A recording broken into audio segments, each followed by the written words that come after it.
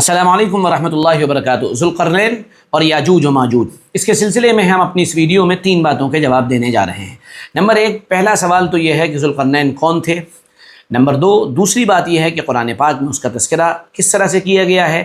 اور تیسری جو بہت ہی اہم بات یہ ہے کہ ذوالقرنین اور یاجوج اور ماجوج کا تذکرہ قرآن پاک میں ایک ساتھ ہے، تو یاجوج ماجوج کون تھے، ان کا اس زمین پر کیا امپیکٹ اور کیا اثر، اور آخری بات یہ، کیا یاجوج اور ماجوج نکل چکے ہیں یا آئندہ نکلیں گے۔ اس سلسلے میں اپنی اس ویڈیو پر ڈسکس کرنے جا رہے ہیں، اس امید کے ساتھ کہ یہ ویڈیو آپ کے لیے انفارمیٹیو ہونے والی ہے، اس لیے ویڈیو کو آخر تک سنیے، اور اگر نئے ہیں تو چینل کو سبسکرائب کرنا نہ بھولیے۔ سب سے پہلی بات، ذوالقرنین کون تھے۔ قرآن پاک میں تفصیل کے ساتھ اس کا ذکر ہوا ہے۔ سورہ کہف میں آیت نمبر 83 سے 99 تک اللہ تعالیٰ نے ذوالقرنین کے سلسلے میں ایک سوال کا جواب دیا۔ یہ وہ سوال تھا جو ان 3 سوالوں میں سے تھا جس کو یہودیوں نے محمد الرسول اللہ صلی اللہ علیہ وسلم سے پوچھا تھا کہ آپ ان کا جواب دے دیجئے، اور وہ اس لیے پوچھا تھا کہ وہ آپ کا امتحان لینا چاہتے تھے۔ وہ یہ بات سمجھتے تھے یا مانتے تھے کہ محمد الرسول اللہ کے نبی نہیں ہیں، اسی لیے انہوں نے یہ سوال کیا کہ اگر اس کا صحیح جواب مل جائے گا تو ہم سمجھ لیں گے کہ یہ نبی ہیں، اور جواب اگر صحیح نہیں ملتا ہے تو ہم تو ان کو پہلے سے ہی غلط سمجھتے ہیں، تو ہم غلط سمجھتے ہی رہیں گے۔ بہرحال جو سوال کیا گیا، قرآن پاک نے اس کا جواب بڑے ہی شاندار انداز میں دیا ہے۔ میں شروع کی آیت پڑھ کر سناتا ہوں۔ وَيَسْأَلُونَكَ عَنْ ذِي الْقَرْنَيْنِ قُلْ سَأَتْلُو عَلَيْكُم مِّنْهُ ذِكْرًا۔ وہ لوگ آپ سے ذوالقرنین کے بارے میں سوال پوچھتے ہیں، آپ کہہ دیجئے کہ میں ابھی تمہارے سامنے ان کے کچھ حالات بیان کرتا ہوں۔ حالات، اب آپ اگر اس کا یعنی پورا آیتوں کا تجزیہ کریں گے تو معلوم ہوگا کہ ذوالقرنین کے ایک سفر کا تذکرہ ہے، لیکن جب ہم تاریخ میں جاتے ہیں تو تاریخ میں ذوالقرنین کے 3 سفر ہم کو دکھائی دیتے ہیں۔ ان میں سے یہ ایک سفر تھا جس سفر میں ان کی ملاقات ایک ایسی قوم سے ہوئی تھی جو سمندر کے کنارے رہتی تھی، اور وہاں سے ڈوبتا ہوا سورج نظر آتا تھا، اور ان کے درمیان اور اس قوم کے درمیان، یعنی سورج کے درمیان اور اس قوم کے درمیان کوئی بھی آڑ نہیں تھی، وغیرہ وغیرہ۔ یہ تفصیلات ہم کو ملتی ہیں۔ قرآن پاک نے اس کا جو تذکرہ کیا ہے اس میں زیادہ اشارات نہیں ہیں۔ ہم کو حضرت علی رضی اللہ عنہ کا ایک اثر ملتا ہے۔ آپ نے فرمایا کہ ذوالقرنین عبد صالح، یعنی اللہ کے نیک بندے تھے اور بادشاہ تھے۔ اب جو بڑی اہم بات ہے وہ یہ ہے کہ ذوالقرنین کی شخصیت جو ہے وہ ایک ایسی شخصیت تھی جس کا گویا کہ تذکرہ ہم کو پچھلی کتابوں میں مل جاتا ہے، تاریخی واقعات میں مل جاتا ہے، پرانے دور کی قصے اور کہانیوں کی جو گویا کہ ایک پوری تصویر ہمارے سامنے آتی ہے، اس میں ذوالقرنین کا تذکرہ ہمیں مل جاتا ہے۔ لیکن وہ تذکرہ الگ الگ ناموں سے ملتا ہے، لیکن تاریخ ہم کو یہ بتاتی ہے کہ وہ تقریباً سب جا کر ایک جگہ جمع ہو جاتے ہیں۔ کہیں سائرس کے نام سے ملتا ہے، کہیں خورس کے نام سے ملتا ہے، کہیں کے خسرو کے نام سے ملتا ہے، اور قرآن ان کو ذوالقرنین کہتا ہے۔ مولانا ابوالکلام آزاد جو ہمارے ملک کے مایہ ناز عالم دین ہیں، ان کی بہت سی چیزوں سے ہم اختلاف کر سکتے ہیں اور علمی اختلاف کی گنجائش ہر جگہ باقی رہتی ہے۔ انہوں نے ذوالقرنین کے بارے میں یہ لکھا ہے کہ یہ زرتشت، یعنی جو پرشین قوم تھی، جو پارسی لوگ تھے، اس سے ان کا تعلق تھا، اس کے پیروکار تھے۔ پھر اللہ تعالیٰ نے ان کو ہدایت دی اور وہ کھڑے ہوئے، اور پھر اللہ تعالیٰ نے ان سے بڑا کام لیا۔ یہ واقعہ 560 قبل مسیح کا، عیسیٰ علیہ السلام کی بعثت سے 560 سال پہلے کا یہ واقعہ ہے۔ اب جب ہم کو یہ بات سمجھ میں آ گئی کہ ذوالقرنین کا تذکرہ پچھلے اسکرپچرز کے اندر موجود ہے، پچھلی کتابوں کے اندر موجود ہے، تو یہ بات ہمارے لیے سمجھنا آسان ہو گئی کہ یہ ایک شخصیت تھی، تاریخی شخصیت تھی، ایک ہسٹوریکل شخصیت تھی، یعنی ان کے شخصیت ہونے میں کوئی ذرہ برابر بھی ہمارے سامنے شک اور شبہ نہیں ہونا چاہیے۔ لیکن مزے کی بات یہ ہے کہ آج کی دنیا میں جو نئے انٹلیکچوئل اور دانشور ہو رہے ہیں، خاص کر پاکستان کے اندر اس طرح کے جتنے بھی نئے سوشل میڈیائی اسکالر بیدار ہو رہے ہیں یا آ رہے ہیں، آپ ان کی زندگی میں جب جا کر دیکھیں گے تو وہ اس طرح کی جو قرآنی سچائیاں ہیں یا قرآنی حقائق ہیں ان کی عجیب و غریب تعبیر کرتے ہیں۔ پاکستان کا ایک مشہور نام ہے ساحل ادیم کا، انہوں نے ذوالقرنین کو گویا کہ انسانوں کے زمرے سے نکال کر ایک خلائی مخلوق بنا دیا ہے، ایک دوسری دنیا کی مخلوق بنا دیا ہے، اور وہ اپنی اس بات پر نہ جانے کہاں سے گھما پھرا کر اعتراض کرتے ہیں اور اس کو لاتے ہیں اور فٹ کرتے ہیں، حالانکہ وہ اس کو فٹ کر نہیں پاتے ہیں لیکن پھر بھی فٹ کرنے کی کوشش کرتے ہیں۔ ذوالقرنین ایک انسان تھے، ذوالقرنین ایک بادشاہ تھے، ذوالقرنین ایک عبد صالح تھے۔ اس کے دلائل قرآن پاک کے ٹیکسٹ کے اندر موجود ہیں۔ میں صرف 2-3 حوالے دوں گا تاکہ سمجھ میں آ جائے کہ ذوالقرنین جو تھے وہ ایک انسان تھے۔ دیکھیے قرآن پاک جب ان کا تذکرہ کرتا ہے تو قرآن پاک نے یہاں پر پہلی بات تو یہ بتائی کہ ان کا ایک سفر تھا، جس سفر میں ان کی ملاقات ایک قوم سے ہوئی۔ اگر وہ اس دنیا کے انسان تھے تبھی تو ان کی ملاقات ایک قوم سے ہوئی، لیکن مزے کی بات یہ ہے کہ جو ہمارے یہاں ایک ہسٹوریکل فگر تھا، یعنی ایک تاریخی شخصیت تھی ساحل ادیم، اور ان کے جتنے بھی شاگرد ہیں وہ ان کو ایک کاسمک فگر کے اندر تبدیل کر دینے پر آمادہ ہیں، بلکہ اس کی وہ ناکام کوششیں کرتے رہتے ہیں۔ اس سلسلے میں ان کی ویڈیوز وغیرہ موجود ہیں، وہاں دیکھے جا سکتے ہیں۔ دوسری بات، قرآن پاک نے ان کا تذکرہ جہاں کیا ہے تو وہاں پر ایک لفظ استعمال کیا ثم اتبع سببا، پھر وہ ایک راستے پر چلا۔ سبب کے لفظ سے انہوں نے نہ جانے کون سی دنیا کے تار جوڑ دیے ہیں۔ سبب میرے بھائی آسان الفاظ میں کہا جاتا ہے وہ چیز جس سے انسان اپنے مقصد کو حاصل کرے۔ عربی زبان میں کھجور توڑنے کے لیے جو اوپر چڑھا جاتا ہے اور اوپر چڑھ کر جو کھجور توڑنے کے لیے جس رسی کا سہارا لیا جاتا ہے اس کو سبب عربی زبان میں کہتے ہیں۔ یہ بالکل سیدھی بات ہے۔ آگے چلیے، قرآن پاک ہی اس تذکرے میں کہہ رہا ہے کہ وہاں پر جس جگہ وہ پہنچے وہاں ایک قوم موجود تھی، اور اس قوم نے وہاں حضرت ذوالقرنین سے بات چیت کی، لیکن ان کی جو زبان تھی وہ ذوالقرنین کے لیے سمجھ سے پرے تھی، اور پتہ نہیں کون سی زبان وہ لوگ بول رہے ہوں گے، لا یکادون یفقہون قولا، قرآن کہہ رہا ہے کہ وہ زبان سمجھ میں نہیں آ رہی تھی۔ اب انہوں نے کہا کہ زبان سمجھ میں نہیں آ رہی تو شاید ایلین ہو، ان کی زبان سمجھ میں نہیں آ رہی ہو۔ بھائی ہم کو چائنیز کی زبان سمجھ میں نہیں آتی، آپ کو کسی جاپانی کی زبان سمجھ میں نہیں آتی، ہمیں اور آپ کو فرینچ سمجھ میں نہیں آتی، تو یہ کوئی ایسی بڑی چیز نہیں ہے، کوئی بڑا ایشو نہیں ہے کہ جس کو سامنے رکھ کر آپ یہ کہہ سکیں کہ نہیں جی وہ بس باہر سے ایک مخلوق آ گئی تھی، وہ لوگ تھے۔ نہیں، پھر انہوں نے بات چیت کیسے کی؟ یہ ایک سوال پیدا ہوا۔ جواب یہ ہے کہ ان کی بات چیت جو تھی اشاروں کی تھی، اشاروں سے انہوں نے بات چیت کی، اور اشاروں سے بات چیت کرنا، کمیونیکیٹ کرنا، یہ ایک یونیورسل لینگویج ہے جس کو دنیا کے ہر کونے میں جا کر ہر انسان سمجھا بھی سکتا ہے اور سمجھ بھی سکتا ہے۔ اگلی ایک اور دلیل جس سے معلوم ہوتا ہے کہ ذوالقرنین اسی دنیا کے اندر تھے اور ایک ہسٹورک فگر تھے، وہ یہ ہے کہ ذوالقرنین باقاعدہ بات چیت کر رہا ہے، انا یاجوج وماجوج مفسدون فی الارض فهل نجعل لك خرجا على ان تجعل بیننا وبینہم سدا۔ باقاعدہ بات چیت ہو رہی ہے قوم کے درمیان اور ان کے درمیان کہ ہم آپ کو پیسے دیں گے کہ آپ کسی طرح ہمارے درمیان اور ان کے درمیان ایک آڑ بنا دیں، ایک دیوار بنا دیں، ایک روک بنا دیں کسی طرح۔ یہ دنیا ہی میں ہوا ہے میرے بھائی، دنیا کے باہر کبھی نہیں ہوا ہے۔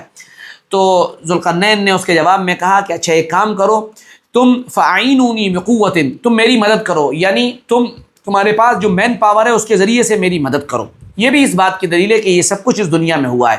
اگلی دلیل، آتونی زبر الحدید، تم ایک کام کرو کہ میرے پاس لوہے کی چادریں لے آؤ۔ اب لوہے کی چادریں، یہ ساری چیزیں ظاہر سی بات ہے، یہ تو نہیں کہتے ہم کہ دوسرے کسی پلانٹ پہ پائی نہیں جاتی، لیکن دنیا کے اندر ضرور پائی جاتی ہیں، تو یہ دنیا ہی کا واقعہ ہے۔ حتی اذا ساوا بین الصدفین قال انفقوا حتی اذا جعلہ نارا، کہ یہاں تک کہ جب دونوں پہاڑوں کے درمیان انہوں نے جو درمیانی جگہ تھی خلا تھی اس کو پاٹ دیا تو حکم دیا کہ اب آگ دہکاؤ، اور آگ دہکا کر آگ دہکاؤ، اور یہاں تک کہ جب انہیں آگ بنا دیا گیا تو کہا کہ میرے پاس ضروری سامان لاؤ، پگھلا ہوا تانبا تاکہ میں اس کے اوپر انڈیل دوں، یعنی تانبے اور لوہے سے وہ دیوار تیار کی۔ اب آپ بتائیے تانبے اور لوہے سے جو دیوار تیار ہو رہی ہے وہ تیاری کس لیے ہو رہی ہے؟ وہ دنیا کے اندر ہو رہی ہے، ایک قوم یاجوج ماجوج کی ہے، اس کے حملوں سے روکنے کے لیے ہو رہی ہے۔ یہ بہت بڑا سوال ہے ان لوگوں سے جو یہ کہتے ہیں کہ نہیں یاجوج ماجوج کسی دنیا کے باہر کے حصے سے آئے ہیں۔ میرے بھائی ایک بات یاد رکھیے، اور ہر نوجوان یہ بات یاد رکھے، قرآن پاک اور احادیث مبارکہ جب تک اس میں تعویل کرنے کی ضرورت نہ پڑے اس وقت تک تعویل کی گنجائش نہیں ہوتی ہے۔ ہم کو بیجا تعویلات سے بچنا چاہیے، اور بیجا تعویلات کا ہم کو فائدہ اٹھا کر اپنی نئی من گھڑت تفسیر قرآن پاک کے سلسلے میں بیان نہیں کرنی چاہیے۔ یہی غلطی بہت پہلے سر سید احمد خان کر چکے ہیں، اور اب ان کے سلسلے کے یا ان سے تعلق رکھنے والے ماڈرن ایجوکیشن سے متاثر یا لوگوں سے اس نئی تہذیب سے متاثر لوگ اکثر و بیشتر اس طرح کی حرکتیں کرتے ہوئے آپ کو نظر آ جائیں گے۔ تو بہرحال ثابت یہ ہوا کہ ذوالقرنین ایک ایسی شخصیت ہیں جو باقاعدہ ایک انسان ہیں، وہ ایک ہسٹورک فگر ہیں، وہ باقاعدہ اس دنیا میں تھے، ان کی تاریخ ہے، ان کا تذکرہ انجیل میں موجود ہے، بائبل میں موجود ہے، قرآن میں موجود ہے، ہر جگہ موجود ہے ان کا تذکرہ۔ تو وہ باقاعدہ ایک ہسٹورک فگر ہے، نہ کہ ایک کاسمک فگر ہے۔ آپ نے انہیں کاسمک فگر بنا دیا، کوئی خلائی مخلوق آپ نے ان کو بنا دیا ہے۔ آگے چلیے، اب آگے جو بات ہمارے لیے سمجھنے کی ہے وہ بہت آسان سی ہے، اور وہ یہ ہے کہ یاجوج ماجوج کا تذکرہ ذوالقرنین کے ساتھ یہاں پر کیا گیا ہے۔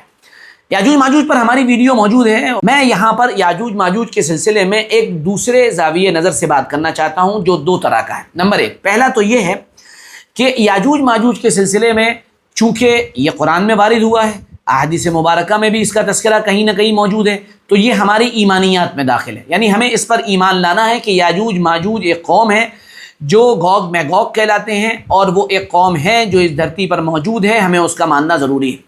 لیکن جب آپ اس کی تفصیلات میں جائیں گے، جب آپ آگے بڑھیں گے، تو ان تفصیلات میں جانے سے یعنی جاتے وقت آپ ایک بات دیکھیں گے کہ وہاں تفصیلات علماء کے درمیان بہت حد تک مختلف ہی ہیں، اور علماء اس سلسلے میں بہت زیادہ آپس میں اختلافات میں گویا کہ پڑے ہوئے ہیں۔ تو اس لیے وہ ہماری ایمانیات کا حصہ نہیں ہے، وہ اختلاف ہماری ایمانیات کا حصہ نہیں ہے۔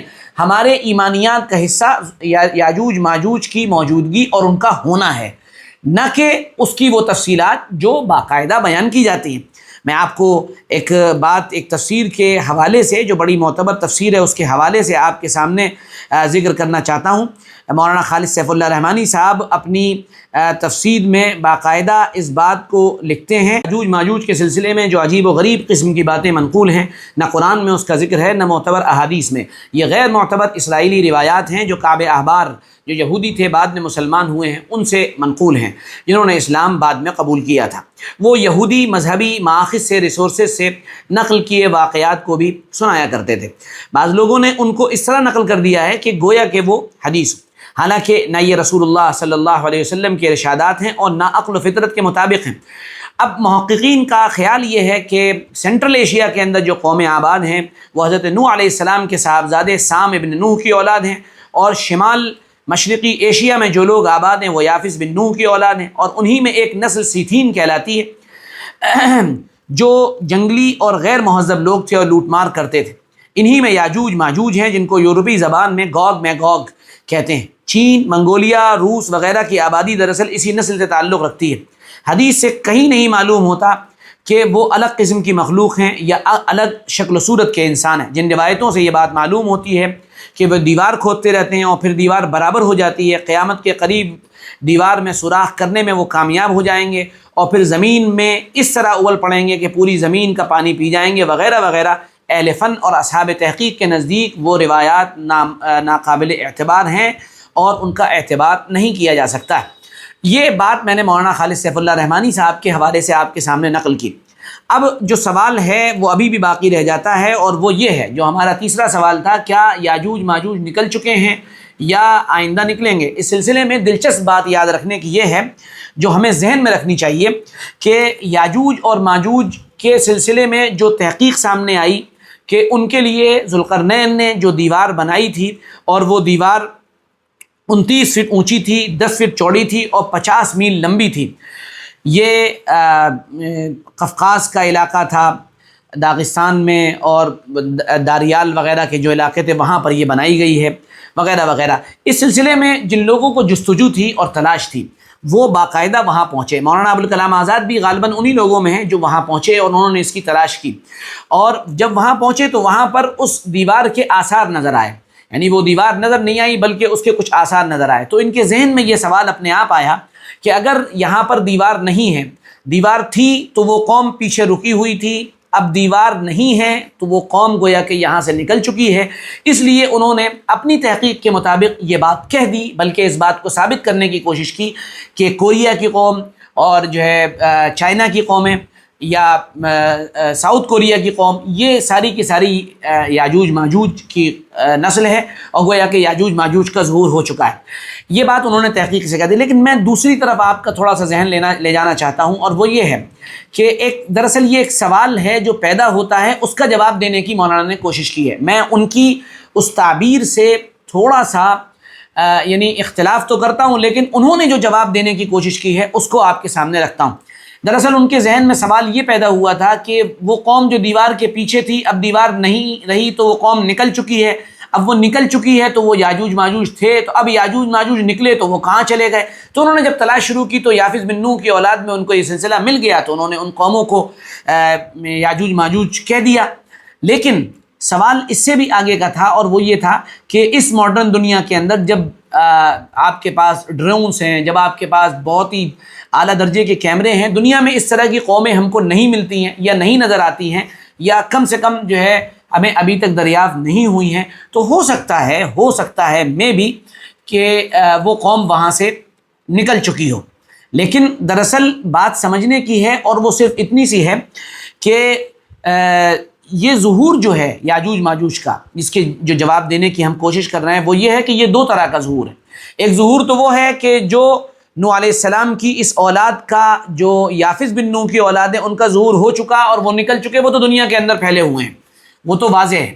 لیکن ایک ظہور وہ ہوگا جو قرب قیامت ہوگا، اور قیامت کے قریب وہ نکلیں گے، اور پھر وہ اس طرح سے نکلیں گے کہ وہ دنیا کے اندر تباہی پھیلائیں گے، اور وہ تباہی ایسی تباہی ہوگی کہ پھر وقت کے نبی جو اس وقت موجود ہوں گے، یعنی آپ صلی اللہ علیہ وسلم کے امت میں اتارے جانے والے حضرت عیسیٰ علیہ السلام، وہ اس وقت ان کے لیے بددعا فرمائیں گے کہ اللہ انہوں نے بہت آفت کر رکھی ہے۔ پھر اللہ تعالیٰ ایک پھوڑا نکالیں گے، ایک پھنسی نکالیں گے، جس کے نتیجے میں وہ پوری قوم جو ہے ہلاک ہو جائے گی، اور پھر اس کے بعد پرندے آئیں گے جو ان کو اٹھا کر لے جا کر ڈال دیں گے، اور پھر بارش ہوگی اور زمین صاف ہو جائے گی۔